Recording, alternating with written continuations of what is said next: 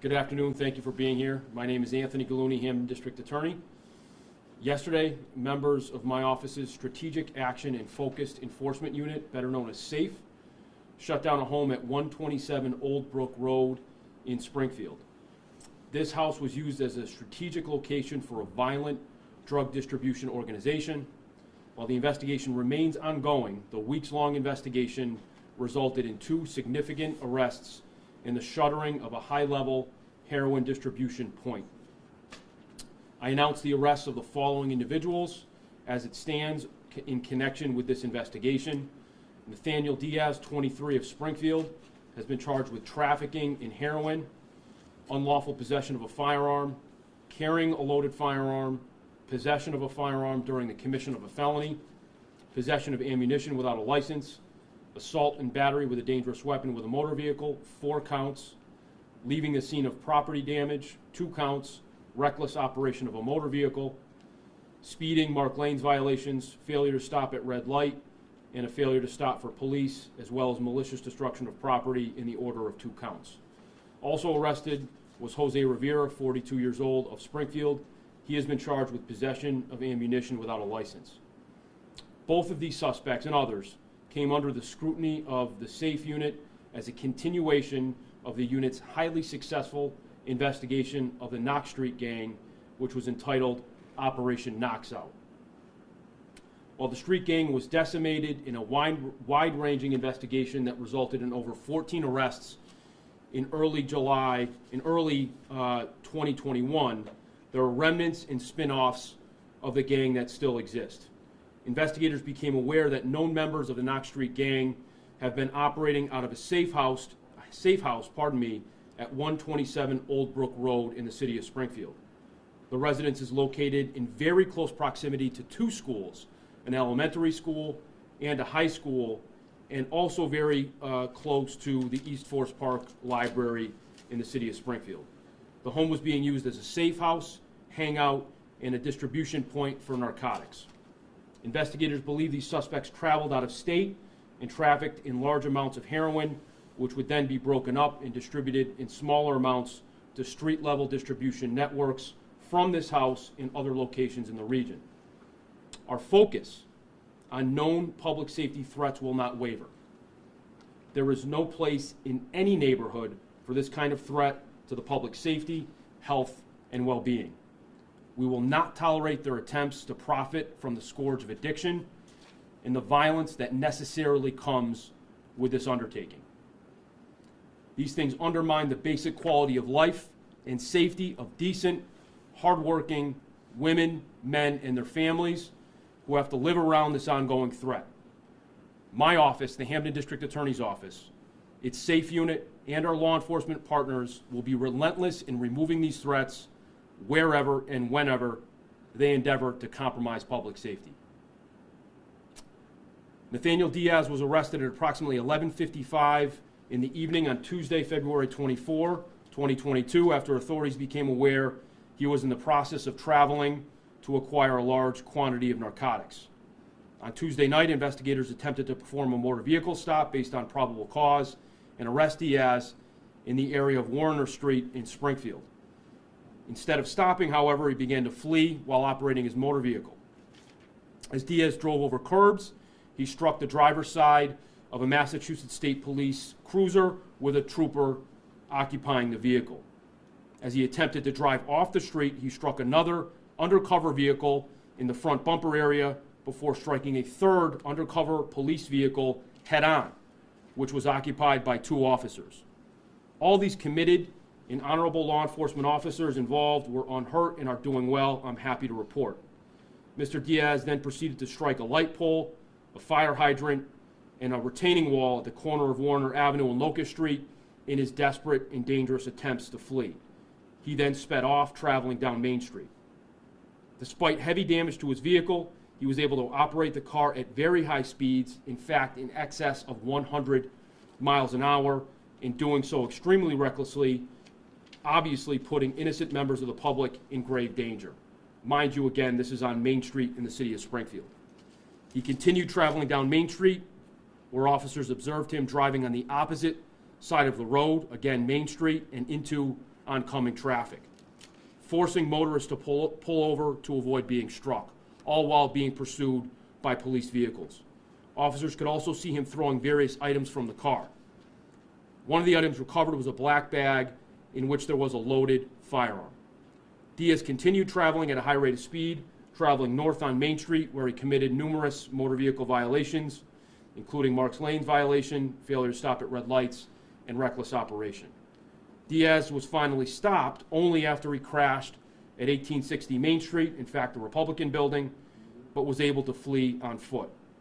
Investigators a short while later were able to locate Diaz while still on foot in the area of Mill Street, heading toward Locust.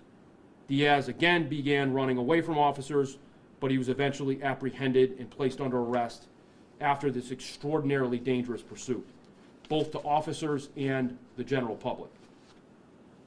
Located during a canvass conducted by officers of the area where Diaz was observed to be throwing objects from his vehicle was the aforementioned loaded firearm in the black bag and about 51 half pags of what is suspected to be heroin, equaling 2,550 small or street level bags of what is believed to be heroin. Later on in the afternoon on Wednesday, February 23rd, members of the SAFE unit executed a search warrant at 127 Old Brook Road. As a result of this warrant, ammunition was located in a safe in the residence. Located there was Jose Rivera, who was arrested for possession of ammunition without a license. Both suspects have been observed frequenting and operating out of 127 Old Brook Road during the course of this investigation, thereby putting law-abiding members of the public at risk through their illegal and high-risk activities. Approximately 1 year ago, I formed the Strategic Action and Focused Enforcement Unit, better known as SAFE, to explicitly focus on highly violent individuals who pose serious threats to life, order, and community in Hampden County. We continue, and we will continue on this mission. The unit is comprised of members of law enforcement from the Massachusetts State Police, U.S. Bureau of Alcohol, Tobacco, and Firearms, or ATF, Homeland Security Investigations, Hampden County Sheriff's Department, and the Holyoke, West Springfield, and East Longmeadow police departments, who work with me and high-level prosecutors on my team to execute on these high-level investigations that we believe and we know have a significant positive impact on public safety in this region. I also want to thank additionally officers from the U.S. Drug Enforcement Agency, Massachusetts State Police detectives assigned to the Massachusetts Attorney General's Office, the Violent Fugitive Apprehension Section of the Massachusetts State Police, and Gang Unit of the Mass State Police, and the Hampden County Narcotics Task Force, who assisted with this investigation and the resulting takedowns in the last several days. I want to make particular thanks to Sergeant Liam Jones of the Massachusetts State Police assigned to my office, Detective Lieutenant Sean Marr assigned to my office from the Mass State Police, and Assistant District Attorney Carrie Beatty in my office, who played extraordinary roles in making this investigation successful. We look forward to prosecuting these individuals, continuing this investigation, and others that will have an impact on public safety in this region. I'm happy to take any questions. Are you expecting more arrests to be made in the near future? It's quite possible, yes. All you found in the house was ammunition? It's correct. Other paraphernalia, but with respect to criminal evidence, it was ammunition with which Mr. Rivera was charged. How did you initially get onto this location? And was it a surprise to find that sort of activity happening in a neighborhood that's not associated with violent drug crime? Paul, with respect to how we figured it out, I'm not going to speak specifically to that. There's a number of ways that investigators became aware of these individuals in that location.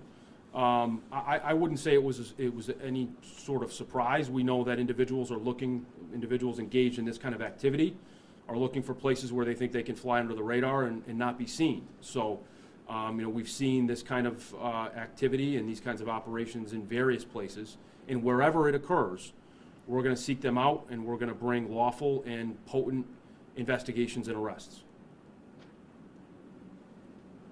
So you described earlier that there's kind of like this group that you took down today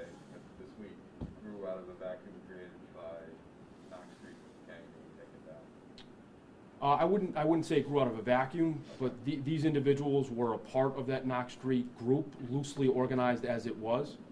You know, the core of that group, through the many arrests that were made earlier last year, did result in sort of a leadership vacuum, for lack of a better word. But these individuals persisted. They were not obviously arrested as a part of the original piece of Operation Knocks Out, but investigators in my office were aware that these individuals were still around, still committing crimes.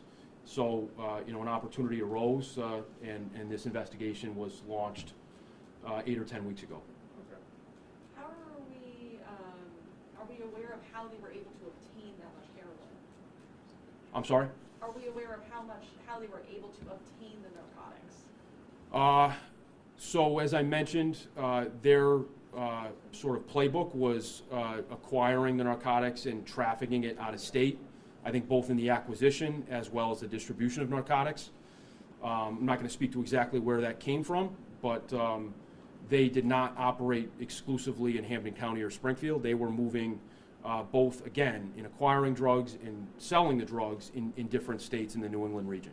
Are we expecting them to be facing charges in other states? Not that I'm aware of. It's always possible, and we work closely with those other states, but I don't know that anything is in the chute right now. Is there something to say, like, you know, with these types of operations being in, like, quiet neighborhoods, like, you know, recently there's been also, you know, other drug busts in Western Massachusetts? As I said in my remarks, I mean, wherever this happens, we're concerned about it. We know there's good, hardworking, law-abiding folks in every neighborhood across Springfield, across Hampden County. You know, this was in some ways unique, given that this neighborhood is usually home to that kind of thing. But many of our operations, much of our work is in neighborhoods in Holyoke and Springfield across the county.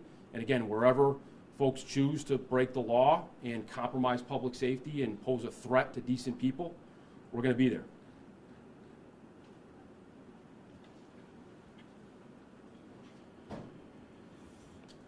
Any other questions? Thank you. Thank you very much. Thank you.